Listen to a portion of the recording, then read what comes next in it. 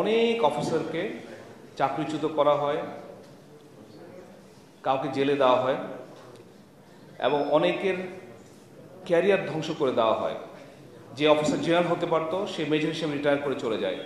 অনেকে বাধ্য করা হয় চাকরি থেকে চলে যেতে। যে বিগত 15 বছরের স্বৈরাচারী আমলে সরকারের সবচেয়ে যে সেক্টরটা বেশি নিগৃহীত হয়েছে, অত্যাচারিত হয়েছে, সেটা হচ্ছে বাংলাদেশ সশস্ত্র বাহিনী।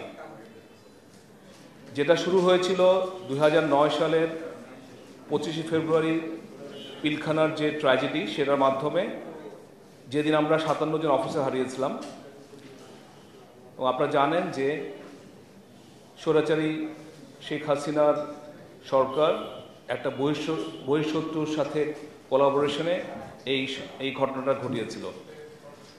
তারপর থেকে বিগত 15 বছরে সেনাবাহিনীর শয়ে শয়ে অফিসারকে চাকরিচ্যুত করা হয়েছে, অনেককে গুম করা হয়েছে, মাসকে মাস বছরকে বছর আয়নাঘরের মতো জায়গায় ইলিগাল ডিটেনশনে রেখে দেওয়া হয়েছে। এমনকি আমাদের একজন অফিসার যে ফেসবুকে সামান্য একটা কথা লিখেছিল, মেজর জাহিদ, এবং তারপর তাকে চাকরি থেকে বহিষ্কার করা হয় এবং পরবর্তীতে জঙ্গি নাটক সাজিয়ে তাকে মেরে ফেলা হয় মিরপুরের রূপনগরে, আপনারা জানেন বোধহয়। তো যেটা বলছিলাম যে এই সশস্ত্র বাহিনীর অফিসাররা সবচেয়ে বেশি অত্যাচারিত হয়েছে। পিলখানার ট্র্যাজেডির ঠিক পরপরই যে সমস্ত অফিসাররা সেনাকুঞ্জে এবং অন্যান্য জায়গায় যারা প্রতিবাদ করেছিল, তার মধ্যে প্রথমেই 2009 জুন মাসে 6 জন অফিসারকে চাকরিচ্যুত করা হয়।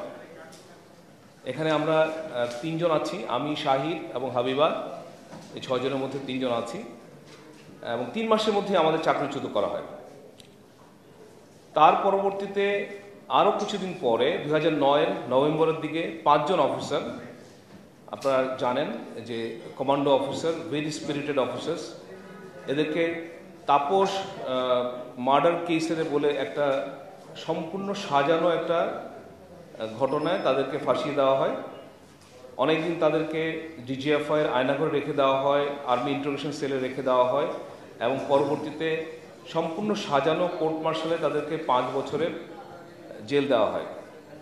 এদের একটাই অপরাধ ছিল যে পিলখানার ট্র্যাজেডির পরে যে সাজানো তদন্তগুলো হচ্ছিল, সেগুলোকে যেন প্রপার তদন্ত হয় সেটা যেন তারা চেষ্টা করছিল বা প্রতিবাদ করছিল। তারও কিছুদিন পরে 2011 সালে একটা বিদ্রোহ, সোকল্ড একটা বিদ্রোহ, সাজানো বিদ্রোহের ঘটনায় প্রায় 50 জনের অধিক অফিসারদেরকে ইমপ্লিকেট করা হয় এবং তাদেরকে বিভিন্ন মেয়াদে শাস্তি দেওয়া হয়। 2024 সালের 5ই অগাস্টে শেখ হাসিনার পালিয়ে যাওয়ার আগ পর্যন্ত এভাবে অনেক অফিসারকে চাকরিচ্যুত করা হয়, কাউকে জেলে দেওয়া হয় এবং অনেকের ক্যারিয়ার ধ্বংস করে দেওয়া হয়। যে অফিসার জেনারেল হতে পারতো সে মেজর হিসেবে রিটায়ার করে চলে যায়। অনেকে বাধ্য করা হয় চাকরি থেকে চলে যেতে।